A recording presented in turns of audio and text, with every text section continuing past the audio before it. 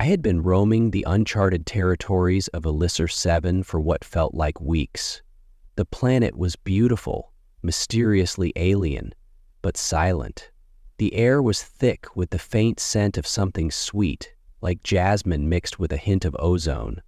It wasn't unpleasant, just strange, and it clung to my skin as I trekked deeper into the dense forest. The foliage was unlike anything I had ever seen. Massive, twisting trees with bioluminescent veins running along their bark, and strange, iridescent flowers that seemed to shimmer with an inner light. The planet felt alive, as though the very ground beneath my feet was pulsing with some distant, ancient rhythm, and yet, the silence was almost suffocating. No birds, no insects, no animals to be seen or heard. A perfect stillness settled over the world, and for some reason, it unsettled me. I had been assigned to Elisir 7 as part of a deep space exploration mission, a routine survey to catalog resources and study the planet's unique ecosystems. The rest of the crew had gone off to gather samples elsewhere, leaving me with a few days of solitude. I was always drawn to the quiet places, to the forgotten corners of space where no one had tread. Maybe that's why I found myself on this forgotten world, navigating a network of ancient trails hidden beneath the dense brush. As I pushed forward, my boots crunching softly on the forest floor, something caught my eye. Half buried in the soil near the base of a massive tree that twisted upward like the fingers of some long-dead titan was a stone. But it wasn't just any stone. The shape was too deliberate, too sharp. I knelt down to examine it more closely. The stone was covered in strange symbols, markings I couldn't decipher, but there was something undeniably familiar about them, as though I had seen them before in old Earth texts about forgotten civilizations. I brushed the dirt away, revealing a platform as though it had been intentionally placed there. The stone slab was clearly ancient, weathered by millennia of exposure, but the symbols were still vivid. A chill ran down my spine. The markings glowed faintly in the low light, giving off an eerie, almost supernatural aura. My curiosity piqued. I stepped closer. And then, just beyond the stone, I saw it. Lying atop a smaller stone altar was a sword. At first I thought it was just an artifact, but as I stepped closer, my heart skipped a beat. The blade was unlike anything I had ever seen before. It was long and sleek, but the metal, it wasn't like steel or anything I'd encountered in my years of intergalactic travel. The blade shimmered with a strange iridescent hue, almost as if it was made of liquid, but solid to the touch. The hilt was intricately carved with symbols I couldn't read, though they seemed to pulse gently with some kind of energy. My hand hovered above it instinctively. This wasn't just a relic. It was something more. It called to me in a way that was both thrilling and unsettling. I glanced around nervously, as though expecting something to emerge from the shadows of the forest. But there was nothing, only the stillness. Slowly, I reached out, my fingers brushing the cool surface of the hilt. The moment I touched it, the atmosphere around me seemed to shift. A low hum vibrated in the air, faint but unmistakable. The ground beneath my feet trembled as though responding to the connection between me and the sword. I pulled my hand back quickly, startled, but the hum only grew louder, filling my ears. It wasn't a mechanical sound, more like an ancient vibration, the pulse of something alive, something waiting. The air felt charged, as if the entire planet was holding its breath. I knew in that moment that I had found something significant, something beyond mere archaeology. The sword was not just a piece of history. It was a key to something older, something deeper. But what? When I returned to the ship with my discovery, the silence that had settled on Elisir 7 seemed to cling to me like a second skin. The faint hum of the ship's engines and the sterile lights of the control room felt jarring after the quiet wilderness I'd just left behind. As I entered the ship's docking bay, I was greeted by the familiar faces of my crew, each of them a different species, their varied eyes and features giving the room an almost surreal, otherworldly vibe. Tarlock, The Yxari captain was the first to spot the sword in my hands. His golden, reptilian eyes narrowed, and his thick, scaled brows furrowed in suspicion. "What's that you've got there?" His voice was gravelly, deep, and always carried a tone of authority which, at times, bordered on intimidation. I smiled faintly. "Founded on Elisar 7, a relic, an ancient sword." I held it up, feeling the strange pull of its power even now. Tarlok didn't respond immediately. Instead, he stepped closer, his sharp eyes studying the blade as if it were a dangerous animal ready to strike. The rest of the crew gathered around, their varied expressions a mix of curiosity and caution. Krell, the Zimrian navigator, approached with a slow, deliberate gait, his 6 eyes wide and his antennae twitching. "You found this?" Krell's voice held an edge of disbelief, as if he were struggling to process what he was seeing. "On Elisar 7? "Yes," I said, trying to keep the excitement from my voice. "I thought it might be some sort of artifact, but when I touched it, something happened." Tarlok stepped back, his posture rigid, a faint tremor passing through his scaled hands. "That's no ordinary artifact. Do you understand what you've found?" His tone was low, heavy with a kind of dread I hadn't expected. "That sword is cursed. No alien can lift it. We've known about it for centuries, but no one has been able to touch it, let alone wield it." I blinked. "Cursed? But you think it's a relic?" Tarlok cut me off, his voice a warning. "It's not just that. It's a test, a trial, meant only for one species, humanity. We've studied it for generations. My people have tried to lift it, even the strongest warriors among us, but we couldn't. No one could. And you," he pointed at me, his gaze locking with mine, "you're the only one who's ever succeeded." A shiver crawled up my spine. Why? Why me?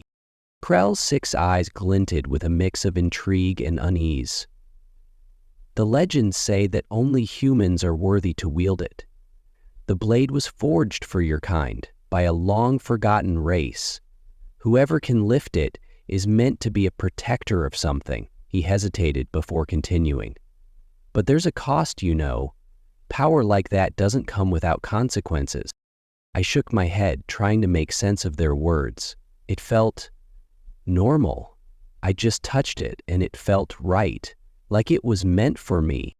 Tarlok exhaled, a deep sound that resonated in the room, like a sigh of resignation. "You don't understand. The power inside that sword is ancient.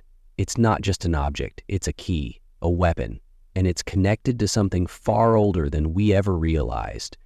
The sword was meant to remain untouched for a reason. Now that you've claimed it, everything is changing." I frowned. "What do you mean everything is changing?" Tarlok's golden eyes flashed with concern. "The moment you lifted it, you opened a door, and I fear something is about to come through." The following days aboard the ship felt different. Tarlok's words echoed in my mind, filling the empty spaces between routine tasks and fleeting conversations with my crew. Something had shifted when I touched the sword, and I could feel it now, deep in my bones. The power within it thrummed like a heartbeat, faint but undeniable, making every step I took seem heavier, more consequential. I spent most of my time in the ship's observation deck, staring out into the void of space. My thoughts were a constant swirl, trying to make sense of the relic in my hands. It wasn't just a piece of metal or an artifact. It was something alive, something I couldn't begin to comprehend. I often found myself reaching for it, my fingers brushing its smooth, iridescent surface as though it were calling to me. There were moments when it felt like the sword was in control, not me. It was as if it had a purpose I couldn't quite grasp yet. And in those quiet, solitary moments, I wondered if I had made a mistake. Tarlok avoided me after our initial conversation, which was unlike him. The Yxari captain wasn't one to shy away from confrontation. But something about the sword had unsettled him in ways I couldn't understand, and Krell was no better. The Zimrian navigator had always been quick with a joke, but now he barely spoke, his antennae drooping in what I could only describe as wariness. The entire crew had gone silent, treating me with a kind of reverence I wasn't used to. But that wasn't the worst part. The worst part was the dreams. Every time I closed my eyes, the sword was there, glowing softly in the dark. It was as if it were alive, pulsing with an energy I couldn't contain, pulling me deeper into its mysteries. In one dream, I was standing in a vast, empty city, the sky a strange violet hue, and the streets were lined with stone pillars carved with the same symbols as the ones on the blade. I could feel the weight of something ancient pressing down on me, something watching, waiting. The sword was in my hand, but it wasn't just an object. It was a doorway. I knew it then, deep in my gut. It was a key to something lost, something forgotten. I awoke with a start, sweat beading on my forehead, the echoes of that strange city lingering in the back of my mind. But it wasn't just dreams. It was happening when I was awake too. Every time I held the sword, every time my fingers brushed the hilt, I felt the energy within it surge like a current of raw power flooding my veins. I had always thought of myself as strong, capable even in the most intense situations, but this was something else entirely. This power was beyond anything I had ever known.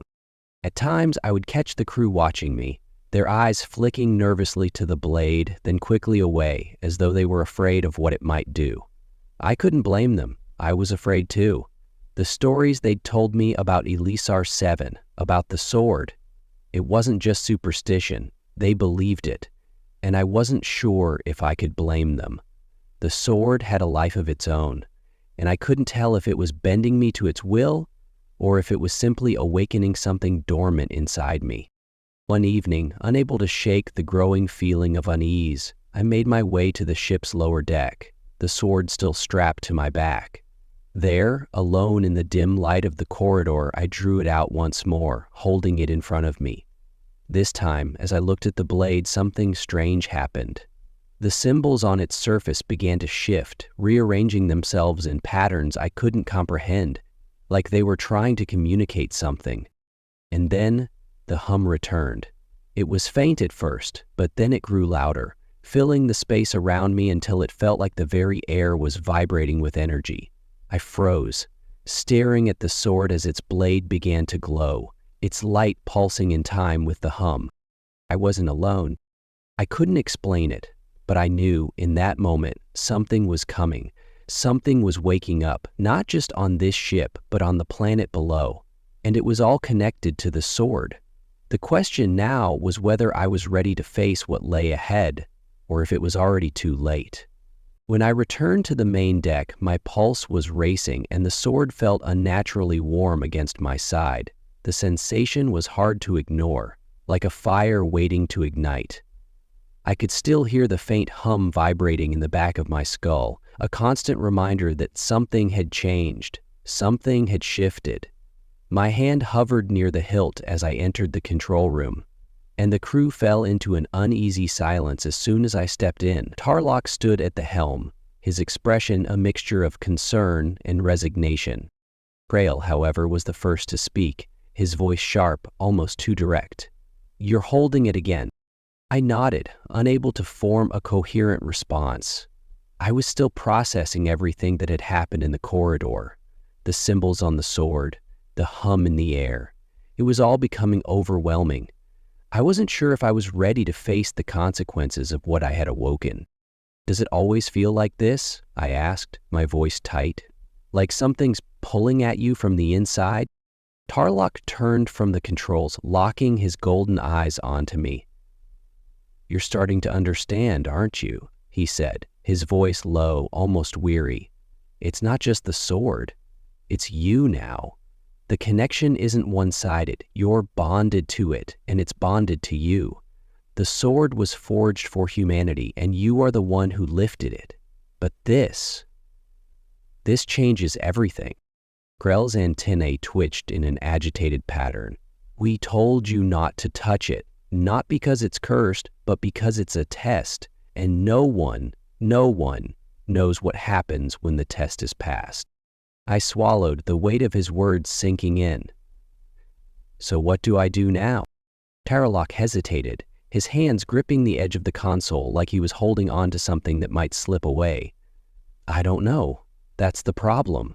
What you've done can't be undone. The sword has its purpose, and you're the one it's chosen. But the question is, are you ready for what comes next? And are you prepared to deal with the forces you've just awakened?" Krell was shaking his head, muttering something under his breath in Zimmerian, something I couldn't understand but felt the gravity of all the same. The other crew members watched, silent but tense, unsure of what to say, as if I were carrying something no one truly understood. "I didn't ask for this," I said, my voice suddenly sharper than I intended. "I didn't choose to be the one to lift it. It just happened.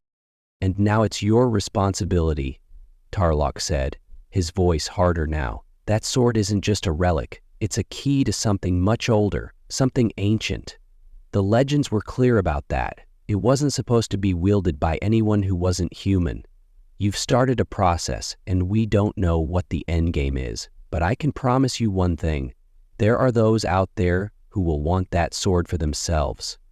And they won't care who gets in the way." I clenched my jaw, feeling the weight of his words settle over me like a thick fog. The sword in my hands wasn't just a weapon, it was a beacon, a signal, and the entire galaxy might soon be able to hear it. Just then, the ship's alarm blared, cutting through the tension in the room. A shrill, red warning flashed on the console. "Hostile ships detected. Approaching at high velocity." I didn't have to ask. I already knew. The sword had sent a signal, and now someone was answering.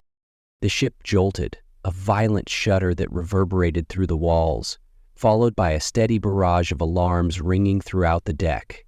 The crew scrambled, moving with practiced urgency, but there was an undercurrent of fear, a tremble in the air that hadn't been there before. I could feel it too. The sword had reacted to something.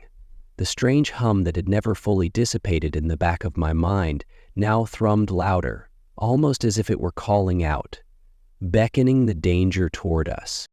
Tarralock's golden eyes flashed with recognition as the ship's scanners lit up with incoming data. "It's them," he muttered under his breath. "I knew it wouldn't take long." "Who?" I asked, trying to steady my breath as the realization hit me that this wasn't just a routine scan. "Who's coming?" Krell, his antennae twitching nervously, glanced at the readouts. "They're not from the Coalition," he said, voice tight. "These ships, they're not anything we've encountered before.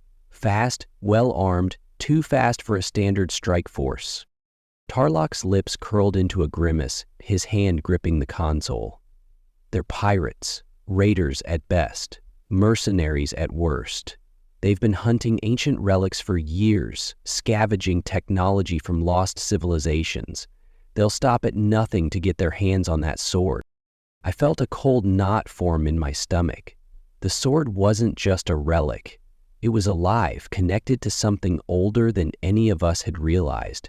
And now it had drawn attention from something far more dangerous than I had imagined. I looked down at the hilt, and for a fleeting moment I wondered if it was my fault. Had I somehow activated the sword's signal? Or was it the sword's will, its power, drawing these enemies to us? "How many ships?" I asked, my voice barely audible over the rising cacophony.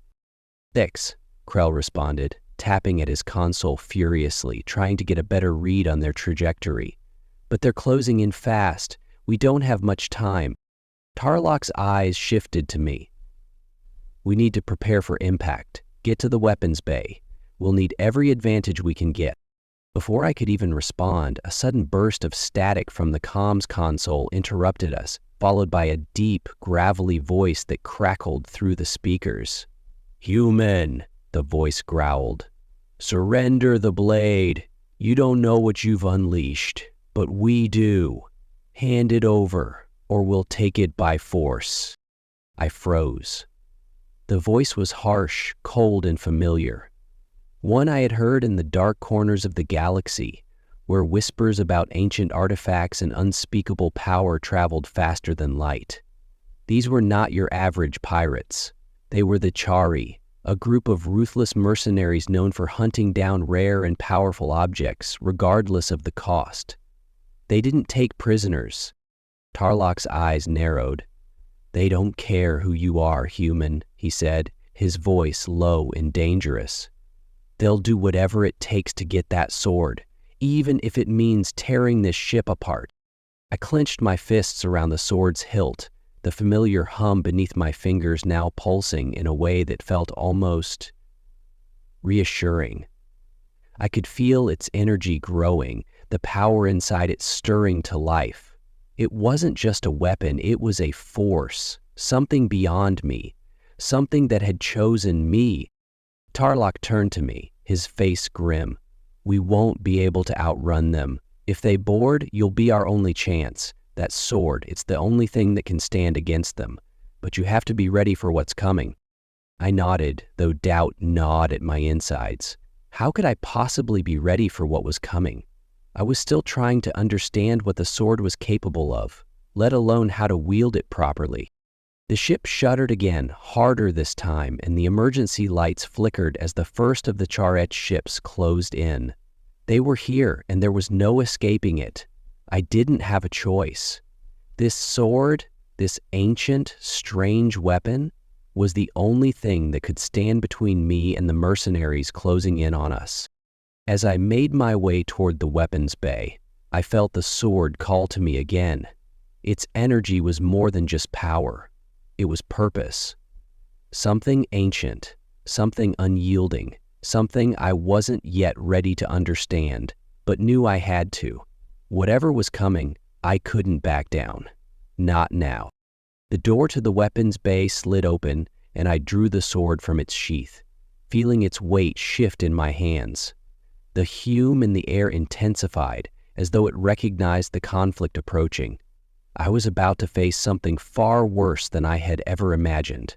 But the sword was with me now, and that in itself had to be enough. The weapons bay was dimly lit, the metallic walls humming with the low energy of the ship's systems. I stood there, staring down at the sword in my hands, trying to steady my nerves. The weight of it felt different now, not just heavy with metal, but heavy with purpose, as though it were more than just an object. It was part of me, tied to something far beyond my understanding. The hum I had come to associate with it filled the room, vibrating through my fingers down into my chest. I looked up as the rest of the crew began to filter in, their expressions tense, every one of them preparing for a fight. Tarlok moved with the quiet confidence of someone who had been in too many battles, his sharp eyes scanning the tactical screens, while Krell continued to monitor the incoming ships. But their focus wasn't on the weapons bay. No, they were watching me, watching the sword. "You ready?" Tarlok asked, his voice gruff, but there was a softness to it, a quiet understanding that hadn't been there before. He knew what was at stake, and I did too. "I don't know," I admitted, tightening my grip on the hilt. The power within it was undeniable, but I had no clue how to unleash it, no idea what it could do, or if I even could control it. "You don't have to be ready," Krell's voice cut in, his many eyes flicking toward me with an odd sort of sympathy. "You just have to hold on. The sword's calling you for a reason. It's the key to everything. We don't know how. Hell, we don't even know why. But it chose you." I could hear the hum of the Charic ships growing louder, closing in on our position. It wasn't just a physical sound now. It was in the air, in the walls, pressing in on me, almost as if the ship itself were holding its breath. Time felt like it was moving in slow motion. My heart was pounding in my chest, but something deep inside me started to settle. The sword was the key, I realized. The connection I felt to it wasn't random. It had been waiting for me, for a moment like this. Tarlok placed a hand on my shoulder, his grip firm. "Stay focused. We don't know what they'll do when they board, but if you can control the sword, it'll be our advantage. Trust in it." Trust in yourself." Before I could respond, the comms crackled, and the same cold, gravelly voice from before filled the room. "Human, you've been warned. Hand over the blade and we won't have to burn your ship to the ground." The threat hung in the air, cold and final. I took a deep breath, closing my eyes for just a moment. The sword was mine. I could feel it. The hum in the air wasn't just a sound, it was a force, something ancient, something vast. The Cherik didn't understand it, didn't understand me, and that made them dangerous. They thought they were dealing with a mere artifact. They had no idea they were dealing with something much older than them, older than all of us. A loud bang echoed through the ship, followed by the unmistakable sound of ship-to-ship docking clamps locking into place. They were boarding. There was no more time to hesitate. I unsheathed the sword fully, watching the blade shimmer in the low light. The symbols on its surface began to shift again, glowing faintly, and the hum seemed to grow louder, more urgent. There was a vibration in my bones, a call to action. This was it. This was what I had been chosen for. Tarlok moved to the door, signaling the crew to prepare for the incoming breach. "Stay close," he ordered. "If they get to you—" "I won't let them," I interrupted, my voice steady for the first time. I didn't know how, but I knew that with this sword I could do something. I wasn't just a helpless target anymore. The ship lurched again as the docking bay doors opened, and figures in dark, battle-worn armor spilled into the room, their weapons raised. The Cherik mercenaries moved with practiced speed, but they froze when they saw me standing there, the sword in my hand, glowing with an intensity that made their eyes widen. The leader of the raiders, a tall figure with glowing tattoos along his face, snarled. "So the rumors are true. The human is the one who lifted the sword." I felt the power surge through me, but it wasn't just the sword's energy. It was something inside me, something awakened, something that had been waiting for this moment. I held the blade up, not in a defensive stance, but in one of resolve. "Stay back," I warned. "I'm not handing it over, not to you, not to anyone." The leader's eyes flicked to the sword and then back to me, a dark smirk crossing his face. "Then we'll see how long you last, human." And with that, the battle began. The first attack came fast, a blur of motion as one of the Cherik mercenaries lunged toward me with a blade raised high. But I didn't move. I couldn't. I didn't need to. The sword pulsed in my hands, almost as though it anticipated the strike, and in a moment of clarity, I swung it. The blade sliced through the air with an unnatural speed, cutting through the mercenary's weapon like it was made of paper. The impact sent shockwaves through the room, the force of it knocking the attacker off balance and sending him sprawling to the ground.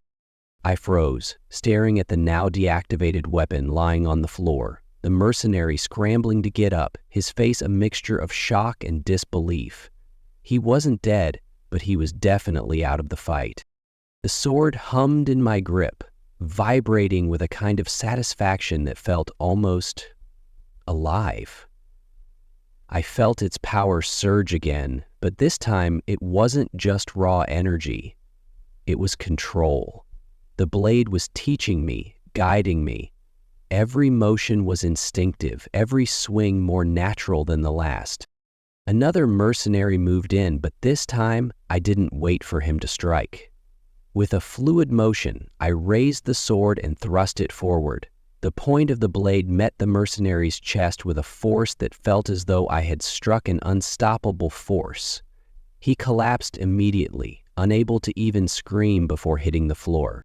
Tarlok and the others moved in tandem, covering me, but I could tell they were in awe of what was happening. This wasn't just a fight anymore. It was as though the sword had taken over, controlling the flow of the battle, guiding my every step. I wasn't just holding the weapon, I was part of it, and somehow I understood its purpose. Another raider swung a bladed staff toward me, aiming to disarm me with a flurry of calculated strikes. But I was faster now, my movements flowing without thought, anticipating each parry, each attack. With one swift motion, I sliced through his staff, the sword's edge gliding through it like it was butter. The mercenary's eyes widened as the staff disintegrated. But before he could even react, I was on him, the blade knocking him to the ground with a single well-placed strike. "Keep moving," Tarlok shouted from across the room, engaging another group of mercenaries. "Don't let them get the advantage." I didn't need his command. The sword had already taught me more than I could ever have imagined, and I fought without thinking, letting the blade guide me through the chaos. Every swing, every movement felt deliberate, yet instinctual. It was as if the sword had unlocked something in me, a primal focus, a sense of clarity that cut through the fog of panic and fear. The remaining Chirec mercenaries started to hesitate. They had underestimated me, underestimated the power of the sword. They hadn't anticipated the human they had thought to easily overwhelm would turn the tide so quickly. One of them raised a hand to signal a retreat, but before they could react, I was there again, the sword sweeping through the air with terrifying speed. "Not so fast," I growled as the blade cleaved through the air. The remaining mercenaries scattered, trying to regroup, but it was too late. My movements were fluid, as though the sword was a part of me, and every strike was sharper, more precise than the last. The leader, the one with the glowing tattoos, stood at the back of the group, watching the scene unfold with an unreadable expression. His eyes were narrowed, assessing, and that's when I saw it. The slightest flicker of recognition in his gaze. He wasn't just angry now. He was afraid. The fear was fleeting, but it was there. "You're not just a human," he muttered under his breath, stepping forward, his blade drawn. "You're something else." I met his gaze without hesitation. "I'm the one who lifted the sword," I said, my voice steady and sure. "And now you'll face the consequences." The leader's eyes flashed with rage as he charged, but I was already there, the sword raised high. Time seemed to slow as the blade collided with his, sparks flying, the force of the strike reverberating in the room like thunder. He gritted his teeth, trying to hold his ground, but I could feel the sword's power intensify, pushing against his resistance. He wasn't a match for it. With one final, focused swing, I drove the blade down, disarming him in a single motion. The leader stumbled back, his weapon falling to the floor as he looked up at me, fear now evident on his face. He opened his mouth to speak, but I didn't give him the chance. With a swift, decisive motion, I brought the sword down one last time, knocking him unconscious with the flat of the blade. The room fell silent, the battle over. The remaining mercenaries lay sprawled on the ground, incapacitated, while Tarlok and the others began to secure the area. I stood there, breathing heavily, the sword still humming in my hands. And for the first time, I understood. This wasn't just a fight. It was a beginning. The sword had chosen me, and now I had a role to play, a protector, a warrior, and a keeper of something ancient. What had started as a strange discovery on Eleusar 7 had become a battle for the galaxy's future, and I was only just beginning to understand what it meant. The sword had awakened something in me, and now there was no going back. The universe would soon know who had wielded it and what it was capable of.